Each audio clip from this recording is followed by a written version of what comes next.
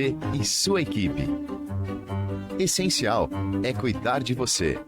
Saiba mais pelo WhatsApp 2720-0661. Unimed Campos. Pode contar. Ventilador é com a Terramar. Ventilador tipo tufão 60 centímetros de parede, 210 potência, R$349. A garantia é direto na Terramar. Cloro para piscina balde 10 quilos, R$169. Viapol é com a Terramar. Via Plus 1000, só R$55. Bomba d'água, meio cavalo, R$169. Terramar, Avenida 15 de Novembro, 241, ao lado do Fórum. WhatsApp 22 98156 0046.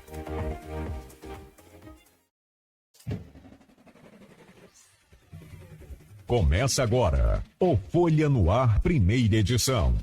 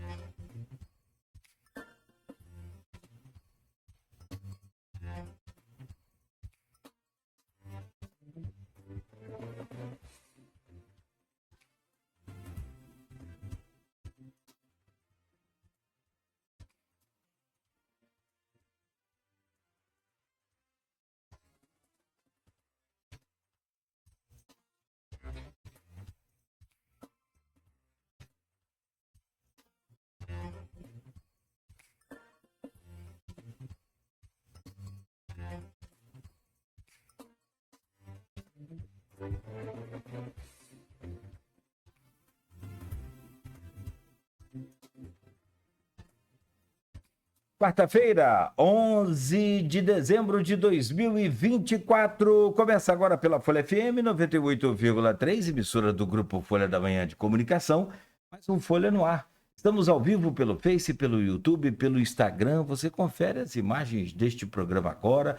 Daqui a pouco tem o podcast também deste programa de hoje.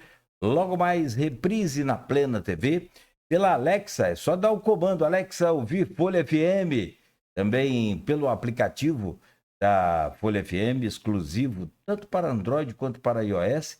E em todos os aplicativos de rádio, você ouve a Folha FM. São 7h10.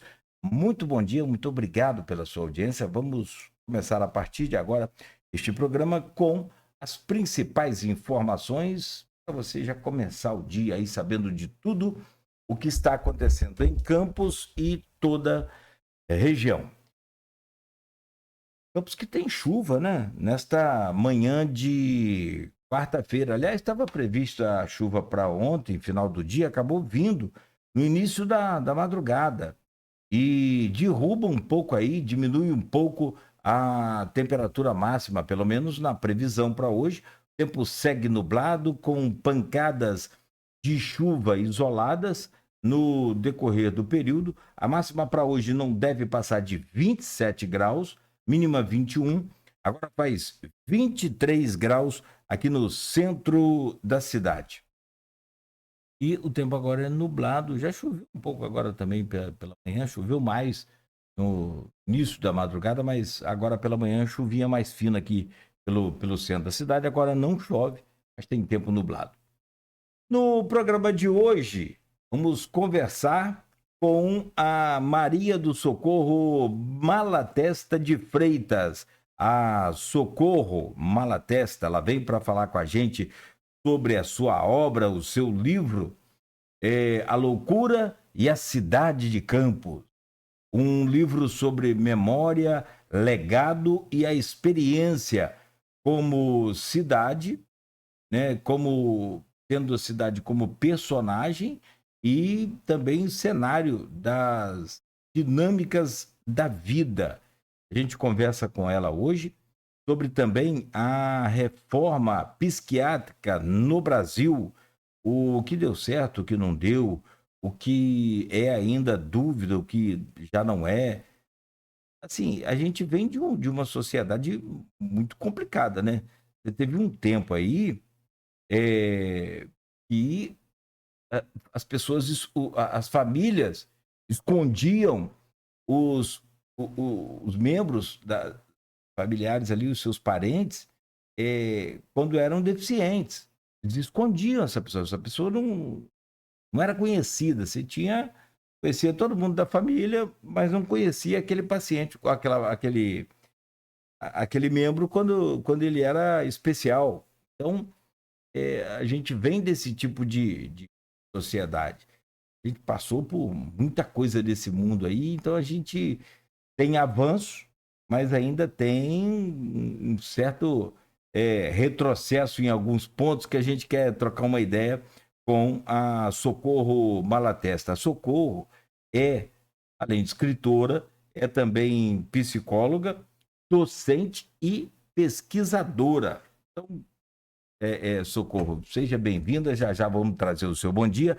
Vamos falar sobre o seu livro, sobre todo esse cenário que se apresenta, né, de forma geral, com essas mudanças comportamentais, essa nova sociedade, esses novos comportamentos.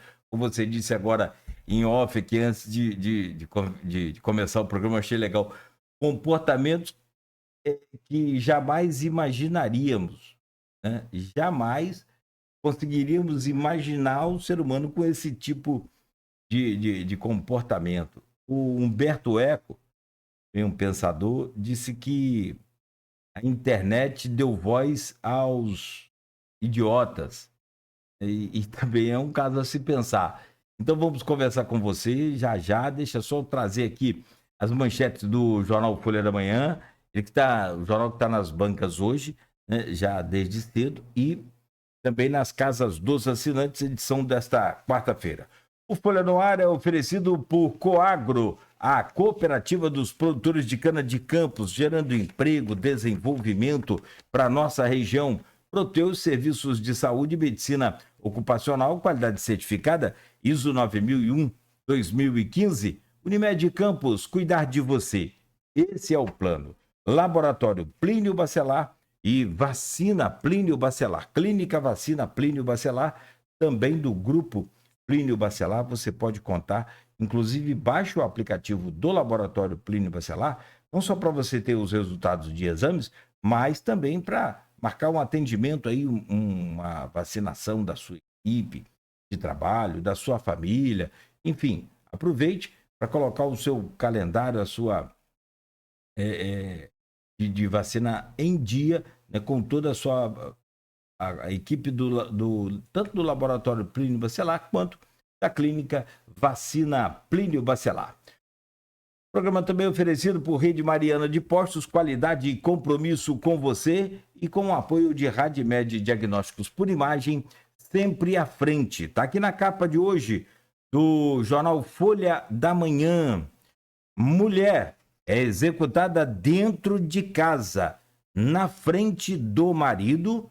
É destaque principal. Homens armados e encapuzados invadiram residência durante a madrugada e dispararam tiros. Está na página 6, reportagem completa. Violência contra a mulher, mais um feminicídio registrado em Campos. É absurda. Falamos sobre isso aqui nesse mês passado, mês de novembro também, que marcou a luta pela segurança, né, pelo fim da violência contra as mulheres. E assim, cara, um absurdo. Os números de Campos são assustadores. praticamente dobraram em relação ao ano passado. Na capa do jornal, Enel corta a energia, prefeitura questiona a dívida e tenta acordo. A conversa é de que a prefeitura deve 76 milhões de reais à Enel. O prefeito Vladimir chegou até a postar nas suas redes sociais um vídeo explicando a situação. Retirada de radares preocupa motoristas, caminho das praias. Está aqui na capa do jornal também uma reportagem sobre essa situação. A BR-356, apesar da preocupação com o excesso de velocidade, usuários dizem que via está bem conservada. Verão agora aumenta o fluxo ainda mais, né? Festas de fim de ano aquecem a economia. Em Campos, confraternizações movimentam aí o comércio. Isso é bom. Detido por importunação sexual contra adolescente, vítima de 13 anos. Está na capa do jornal. Fachada da Igreja da Lapa com nova pintura. Patrimônio histórico. Está aqui no jornal Folha da Manhã. Esse patrimônio histórico belíssimo que nós temos, que é a Igreja da Lapa, com a reforma ali da sua fachada, sendo entregue agora na próxima sexta-feira. Está aqui, ó, a entrega da pintura da fachada está marcada para sábado, 9 da manhã. Caio Viana aceita convite para assumir secretaria na gestão nova de Vladimir. Vai ser secretário de governo. Boi Goró nos preparativos para celebrar seus 9 anos. Ainda na capa da Folha, para a gente fechar aqui as manchetes, Câmara de São João da Barra, Sônia Pereira, que esteve conosco aqui ontem neste programa, vereadora, soma votos para chegar à presidência da casa. Eleição na Gávea, campista será o novo vice-presidente do Flamengo. E ainda, morre Paulo Roberto, maior ídolo do americano. Só uma informação para a gente concluir aqui essas manchetes. E uma extra que está chegando para a gente: advogados e empresários de Campos são alvo de operação. Os investigados são acusados de crimes de tortura e coação no curso de processo. Mais detalhes, mais informações, maiores detalhes sobre essa investigação, daqui a pouco no decorrer da nossa programação e no portal folha1.com.br também. Nossa convidada de hoje, como eu já falei, é docente, é pesquisadora, é psicóloga, agora é escritora também. Aliás, esteve em Campos lançando o seu livro A Loucura e a Cidade de Campos.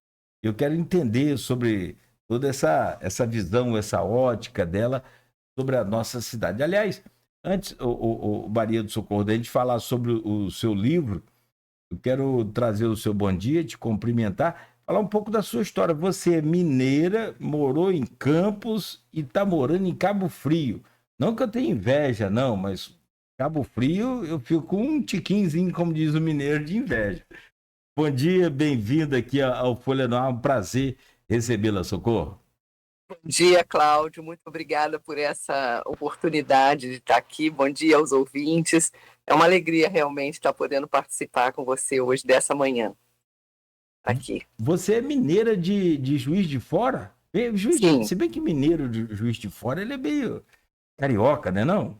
Carioca do Brejo, como se diz assim lá. Muito bom. Pois é. Então, eu fui morar em Campos, eu me casei e fomos morar em Campos ainda em 88. Eu vivi ali até 2001. Nessa cidade nasceram meus filhos. Enfim, foi anos muito felizes da nossa vida, a gente viveu em Campos. Tanto que eu vou sempre a Campos, tenho grandes amigos em Campos, tenho um carinho imenso por essa cidade. Então, realmente, a publicação do livro tem a ver com esse carinho imenso pela cidade. Você é psicóloga, docente e pesquisadora. Fala um pouco sobre essa carreira de psicóloga também. Você sempre atendeu em Campos? Você chegou a ser docente também em Campos? Sim, quando eu cheguei em Campos, Logo eu comecei a atender e eu fui trabalhar no Hospital João Viana. Né? Trabalhei 4 anos no Hospital João Viana, foi uma experiência maravilhosa ali. Né? Aprendi, na verdade, muito. Eu tinha formação em terapia de família. Então, eu fui para o João Viana como terapeuta de família para atender os familiares dos pacientes. Então, foi essa a minha experiência. Depois desse período, eu fiquei só com o consultório, porque eu também já tinha filho pequeno e tudo, já estava numa fase mais assim, que não precisava me dedicar mais, e trabalhei com o consultório. E, bom, sempre também como terapeuta de família, terapeuta de casal, até que abriu em Campos uma turma lá na Universidade Cândido Mendes de mestrado em Sociologia, mestrado do UPERJ. Essa primeira turma, e eu ingressei nessa primeira turma de mestrado ali. Eu era a única psicóloga da turma. Né? A turma eram historiadores, jornalistas, advogados, geógrafos, e eu era a única psicóloga. Então, essa experiência ali nessa turma de mestrado, com professores altamente qualificados, foi uma virada para mim. E eu comecei a entender, né, que eu tinha trabalhado sempre com a questão da doença mental, a partir dos diagnósticos, dos prognósticos, do tratamento. E ali no mestrado em Sociologia e Ciência Política, eu tive novas perguntas, né? Lembro que quando eu apresentei o meu projeto de pesquisa, os colegas perguntaram assim, mas, afinal de contas, o que é loucura? O que é o normal? O que é não ser normal? Né? E eu falei, pera lá, para responder essas perguntas, eu agora tenho que ter um novo arcabouço conceitual aqui, eu tenho que mudar um pouco a minha... E esse trabalho foi um trabalho que mudou muito a minha forma de conhecer. Né? Porque para entrar aí eu decidi continuar a pesquisar a loucura e entrei em contato com a primeira obra que qualquer um que vai pesquisar a loucura de uns anos para cá precisa passar por ela, que é a História da Loucura na Idade Clássica, do Michel Foucault, né, onde ele faz toda uma transição da história da loucura no Ocidente. E aí eu comecei a me perguntar, e qual será a história da loucura em Campos? Qual será a história da loucura em Campos? Uma grande amiga me presenteou com algumas xerox do Almanaque Geral da cidade de Campos da década de 40, 1940. E aí tinha ali os tipos populares. Eu falei, pera lá, eu preciso estudar isso. E aí uma parte da minha dissertação foi essa de estudar a loucura na década de 40. E a outra parte, eu na época já estava atuando como docente na Estácio, no curso de Psicologia, foi ir com os alunos para o distrito de Goytacazes para entender justamente qual era ali, como é que funcionava a questão da loucura em Goytacazes. E como é que, se as ideias da reforma psiquiátrica teriam já naquela época, no início dos anos 2000, um impacto sobre aquela comunidade. E foi uma experiência extraordinária com esse grupo de alunos.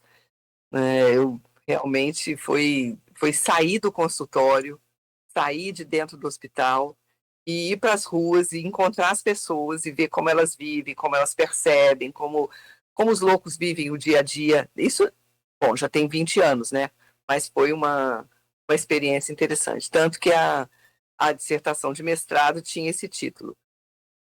Dos tipos populares aos portadores de sofrimento psíquico, 2 pontos. Um estudo em 2 tempos na cidade de Campos dos Goytacazes. 2 tempos justamente porque era a década de 40 e os anos 2000.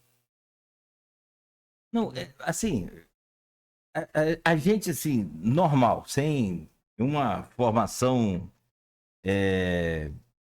acadêmica de psicologia, de psiquiatria, nem nada, eu já me peguei várias vezes tentando entender quem que é normal e quem que não é. É uma pergunta, eu acho que para vocês que são profissionais, sei se é fácil de responder ou não, mas pra gente que não é, sinceramente, porque quem que é considerado normal, quem que não é? Nós vamos entrar nessa seara, mas eu queria que você, e já que você tocou nesse ponto aí, dessa coisa de loucura e quem é normal, quem não é, às vezes pensando, porque se você olha para aquela pessoa que você acha que ela é louca, você perguntar para ela o que você é, naturalmente ela vai falar que o louco é você, o normal é ela. Não sei se é bem por aí, mas eu já parei várias vezes para pensar, porque tem uma família, o marido trabalha, a esposa trabalha, os filhos estudam, os filhos trabalham, isso é uma vida, é uma família normal. O que não é normal, o que é normal? Isso, assim, sei lá. E não vou nem colocar as gerações Y e Z aí nessa conversa, não, porque aí nós vamos ficar aqui até ano que vem e a gente não consegue responder. Mas me fala sobre o seu livro primeiro, depois a gente, e naturalmente, fica à vontade para comentar sobre o que eu falei aqui. Uhum. Mas a loucura e a cidade de Campos. O que essa obra traz sobre que você coloca como memória, como legado, como experiência, e a cidade como um personagem também, e esses cenários de vidas, de dinâmicas de vida. O que esse conteúdo do livro traz? E esse título aí, como é que você aborda a sua obra? Olha, e aqui está o livro. Uhum. Eu vou fazer chegar para você, Cláudio, o livro. Autografado, por favor. Sim, o mais rapidamente possível. Você nem sabia, né? Também não te pedi, vou pedir agora, já confirmar, mas assim, eu tenho uma coleção de todos os entrevistados, faço questão de ganhar um livro autografado ou de comprar, não importa. Mas assim, eu tenho aqui grandes mestres da nossa literatura campista e que eu me orgulho muito de ter os livros deles autografados, guardadinho lá. Um dos grandes que eu gosto muito, além do Osório, além de outros, o Alan Barcelos, eu tive a oportunidade de conhecer, você falou tanto em Goytacazes, né? Ele tem aquela obra maravilhosa lá, o dialeto da Baixada Goytacá, da Baixada da Égua, sensacional. Mas vamos lá, fala sobre você e sobre esse livro. Então, esse aqui é o livro, né? Que foi publicado. Eu vou aproveitar, antes de qualquer coisa, fazer um agradecimento à editora Alves, que é de Campos. Né? Eu publiquei numa editora de Campos. A editora Alves foi sensacional, assim, realmente fez toda a diferença na publicação desse livro, num olhar cuidadoso, competente. Né? Realmente, a editora Alves fez toda a diferença. Faço mesmo meu agradecimento. Mas de que trata esse livro? Né? Esse livro trata da loucura como um fenômeno universal, né, que não existe nenhuma sociedade que não tenha vivido essa percepção de que existem pessoas diferentes, né, que podem ter nomes diferentes, mas que são considerados loucos. Mas que essa percepção da loucura, ela muda no tempo, ela muda no contexto, e é disso que a gente está falando, dessa mudança da percepção. E como eu fiz como eu estava falando, eu comecei a ter uma curiosidade sobre qual era a história da loucura em Campos. E aí, naquela época, né, a gente tinha um gravadorzinho e eu fui para a sede do Monitor Campista, que era ali no centro da cidade, tinha uma sobreloja, e eu fui para lá pesquisar justamente aqueles, como é que se diz? O jornal mesmo. O jornal. Acervo dele, né? Sim, no acervo deles eu fui pesquisar o jornal no ano de 42 até 50. E, bom, era assim, né? Tinha o gravadorzinho, eu achava uma reportagem que me interessava ali, aí eu lia, depois eu transcrevia. E foi essa, e aí tinha também a biblioteca do Dr. Wellington, não sei se todo mundo conhece, porque Dr. Wellington Paes é realmente aquela pessoa que tem uma biblioteca extraordinária sobre Campos dos Goytacazes. Ele é uma pessoa que tem essa... Sei, é uma coisa extraordinária essa biblioteca dele. E ele gentilmente abriu essa biblioteca para mim, e eu ali também fiz muitas pesquisas sobre esses guias gerais da cidade de Campos, vários periódicos que foram publicados nesse período. E essa pesquisa documental é uma coisa muito interessante, porque naquela época existiam em Campos os tipos populares. Gentilmente, Você já ouviu, Cláudio, abriu falar essa dos biblioteca tipos populares? Já ouvi falar? Já? Sim, já. Tive a oportunidade de conviver com alguns deles aqui. Pois é. Uhum. Então, os tipos populares naquela época, no Guia Geral da Cidade de Campos, eles mereciam uma galeria. Existia sempre a galeria e também a galeria dos distritos. Por exemplo, num dos guias eu encontrei um tipo popular de Cardoso Moreira. E aí, de que se trata? Né? Da ideia de entender qual era a cidade de Campos naquele momento. Como é que essas pessoas se inseriam no cotidiano da cidade? Para isso, eu precisei fazer um estudo da cidade, né? Porque essa é a questão. A cidade não é um cenário, a cidade interage, a cidade tem vida, tem alma. Então, qual é a interação da cidade com essas pessoas? Ali no centro da cidade, naquilo que era considerado a Boca Maldita, né, o Boulevard, todos esses espaços, assim. E os espaços do cotidiano, porque essas pessoas elas viviam no dia a dia da cidade.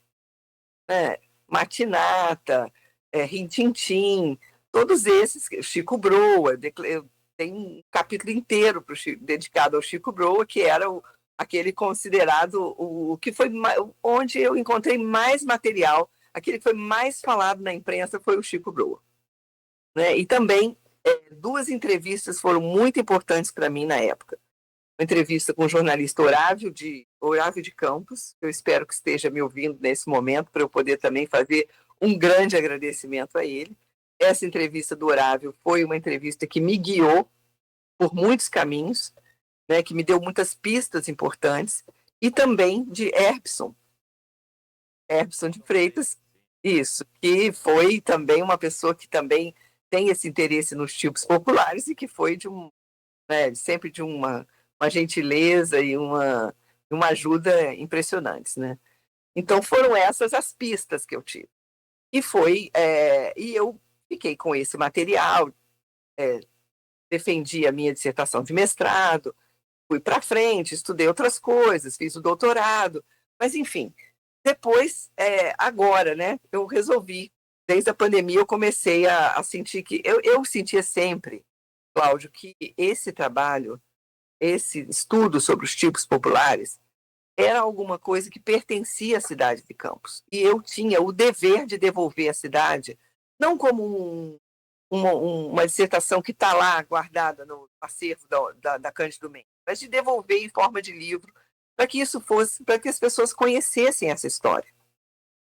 Né? Conhecessem realmente essa história. E, bom, na pandemia eu comecei com esse contato com a editora Alves, começamos a amadurecer a ideia do livro, e esse ano, quando eu decidi realmente publicar, eu me encontrei com a Nana Rangel, que é da editora, eu me encontrei com a Silvia Paz, uma historiadora, né, Silvinha, que eu agradeço também muito, e nós revisitamos uma fala do Orávio que falava sobre o Circo Pavilhão Vasconcelos.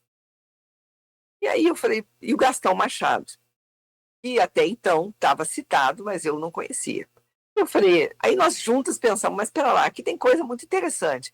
Aí eu voltei esse ano ao arquivo, dessa vez lá no solar do colégio, fiquei impressionada com aquele arquivo, como está bem organizado, como aquilo está funcionando bem. Foi muito bom, fiquei 2 dias lá no solar do colégio, eu visitei o ano de 1942, e aí tem o capítulo que eu considero um dos mais deliciosos do livro, que é sobre o Teatro Parque Paris, né, e o Gastão Machado. A gente vai falando assim, porque aí o leitor vai ficando curioso também, né? Para entender. Né? Porque era esse cotidiano, né? O Teatro Paris era onde os autores campistas apresentavam suas peças, suas revistas, as suas burletas.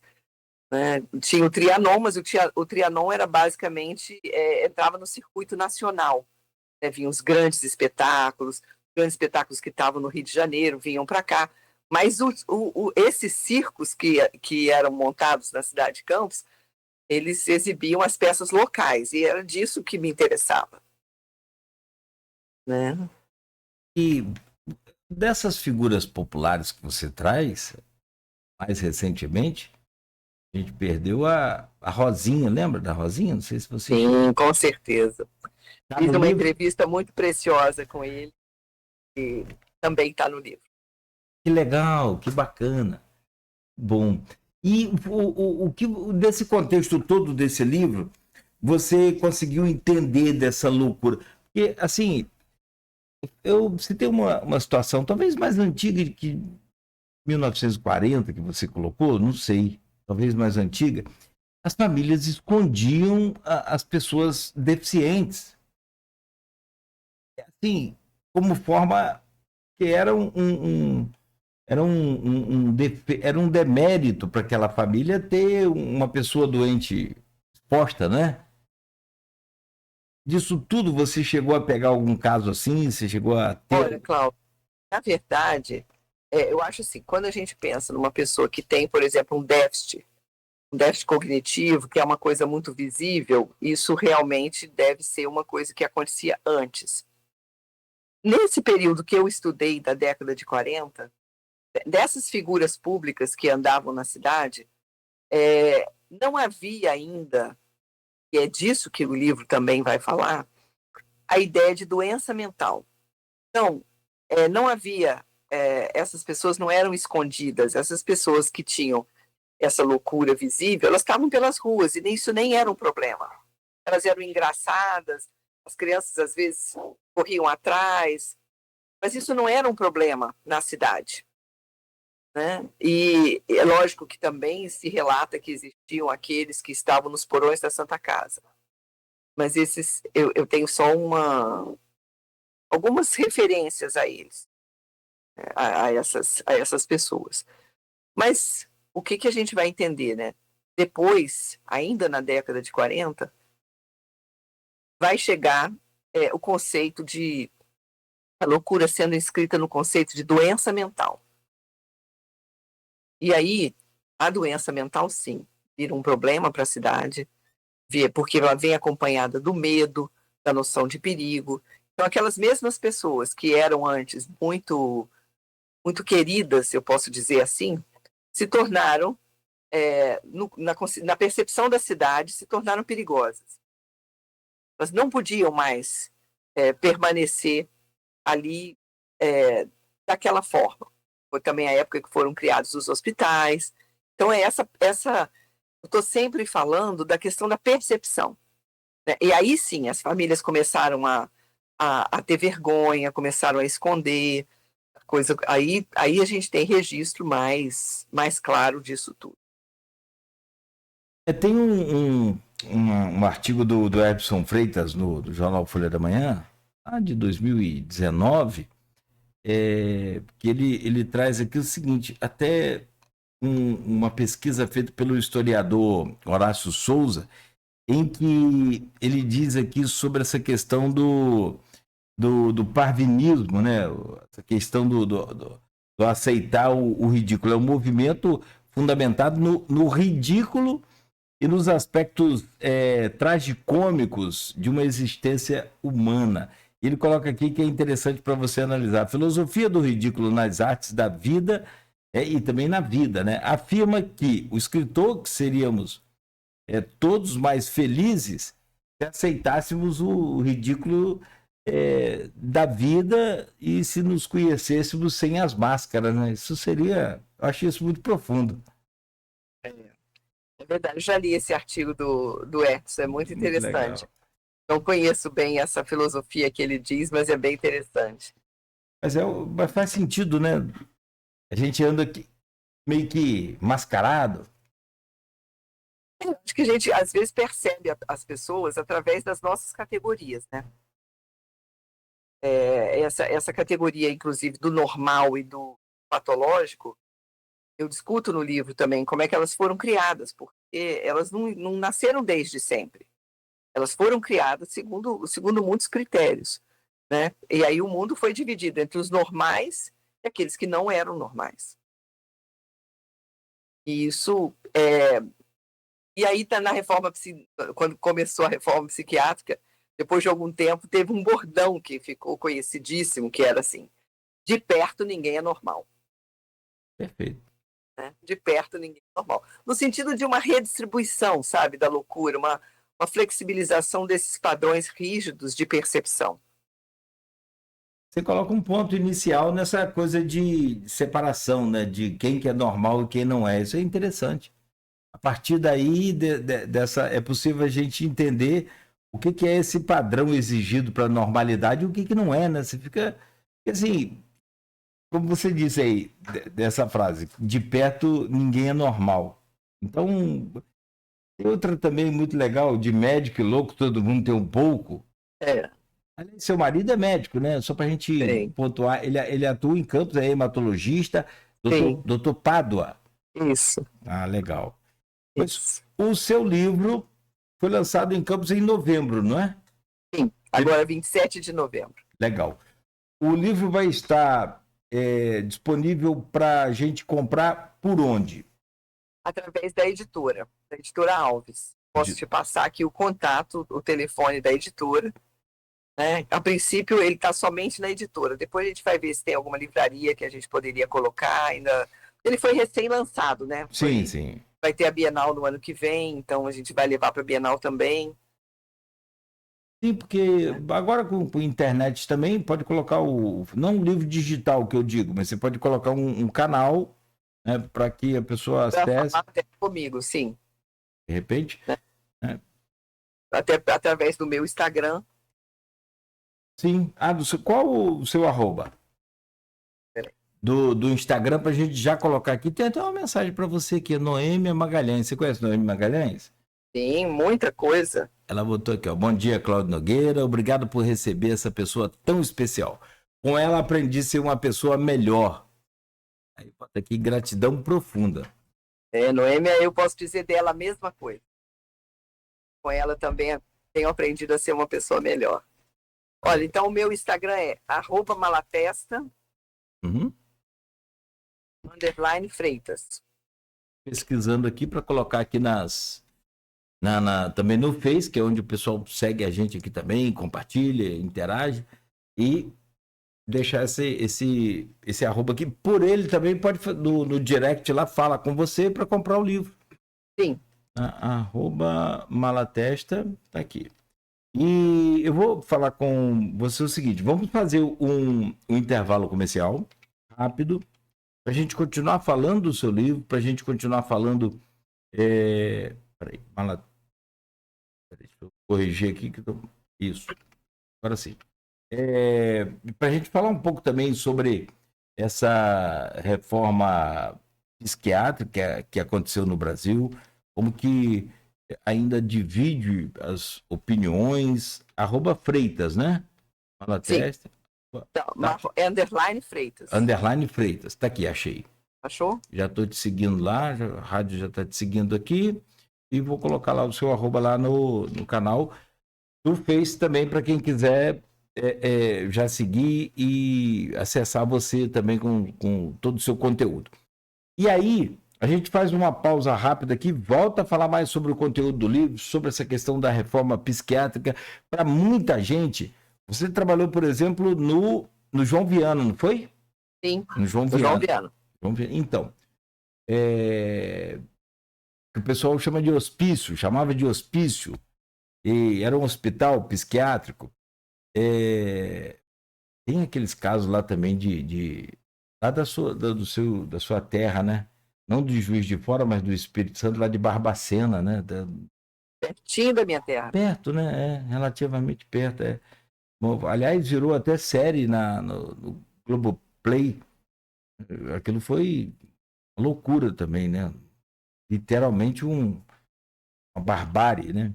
E a gente... E como que eram tratados esses pacientes especiais? A gente fala um pouco sobre isso, mas antes a gente volta a falar sobre o seu livro também. São 7 horas e 47 minutos. Pausa rápida aqui no Folha no Ar, para a gente seguir conversando com a Socorro Malatesta, que é psicóloga, docente, pesquisadora, fala com a gente sobre o seu livro, A Loucura e a Cidade de Campos, como eu já disse, sobre esse tema também, que é a reforma psiquiátrica que criou os CAPs, né, os chamados CAPs. Bem, vamos falar sobre isso daqui a pouco. São 7h47, pausa rápida aqui no Folha no Ar e a gente volta a seguir no oferecimento de Coagro, Proteus, Unimed Campos, Laboratório Plínio Bacelar, vacina Plínio Bacelar, Rede Mariana de Postos e Radmed Diagnósticos por Imagem. Uma dica muito boa agora do pessoal da Nauta XP para você investir o seu dinheiro, saber fazer o seu dinheiro trabalhar para você. Confere aí. Minuto Nauta XP.